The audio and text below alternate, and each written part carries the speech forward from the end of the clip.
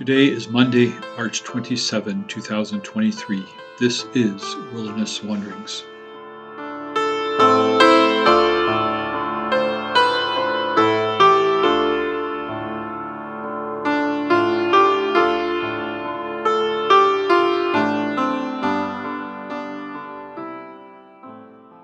Our text is from Deuteronomy 5.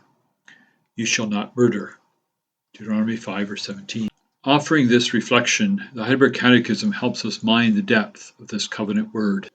I am not to belittle, insult, hate, or kill my neighbor, not by my thoughts, my words, my look or gesture, and certainly not by actual deeds. And I am not to be party to this in others. Rather, I am to put away all desire for revenge. I am not to harm or recklessly endanger myself either.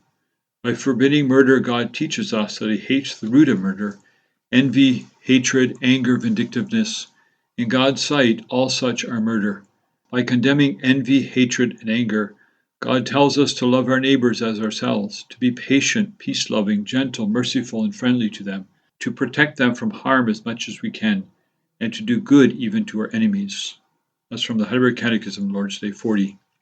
The Catechism reminds us to apply this covenant word to ourselves. It is much easier to reflect on how others are violating this word. Yet, if we are to take this seriously, self-reflection must be the way we go. We must not deflect the commands of God's word on others, but allow them to penetrate our hearts. We are also reminded of Jesus' words that evil comes from the human heart. It is not just outright murder that is at stake here, but the roots of murder, such as anger and envy and vindictiveness.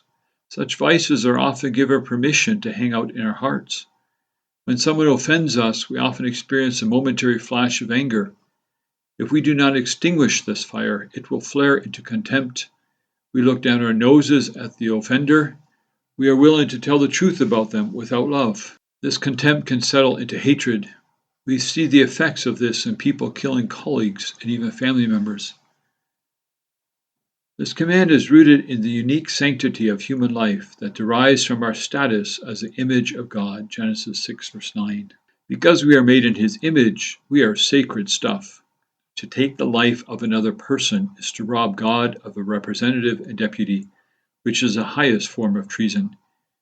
Even this word is primarily about our covenant with God. Being God's image bearers means that we are stewards of the earth and each other. Jesus shows us that we rule by serving. The shepherd does not use the sheep, but lays down his life for them. John 10, verse 11. We are not to take the life of another human in any form, but rather to serve them. We die to ourselves by giving up our rights to vengeance and serving those who have injured us. In Babylonian laws, commands against murder drew distinctions regarding the value of life based on status, race, or gender. Such distinctions are not made in God's covenant. The life of all human beings is equally sacred because we are made in His image. Our value is derived from God, not from our status in human society. Thus, the Catechism is correct in teaching us that this covenant word concerns more than just the prevention of murder. To obey it means that we will be promoters of life. Christians in North America have long advocated for the unborn. Currently, we are engaged with the Canadian Society, calling for protection for the elderly and those suffering from mental illness. This is right and proper for the Christian community. However, we must confess that we have neglected this command in other ways. Our advocacy for the local poor is intermittent, certainly not as strong as our fight against abortion once was. Neither have we listened well to the effects that a changing climate is having on the world's poorest people. As ocean levels rise, many under-resourced people live in danger. Do we care? One of the earliest questions in the Bible is, am I my brother's keeper? Genesis 4:9. The answer has always been, yes, I am my sister's and my brother's keeper. Years ago, I came across this story recorded by a shoe store worker in Nova Scotia. A barefoot boy was standing by the hot air register of a bakery when a middle-aged lady came by and began to talk with him. After a few moments, they entered the store.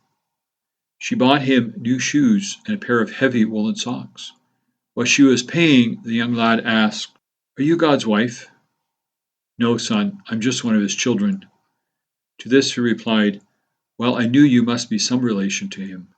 He quickly thanked her and ran out the door. As you journey on, bearing God's image, go with the blessing of God. May the peace of the Lord Christ go with you wherever he may send you. May he guide you through the wilderness, protect you through the storm. May he bring you home rejoicing at the wonders he has shown you. May he bring you home rejoicing once again into our doors.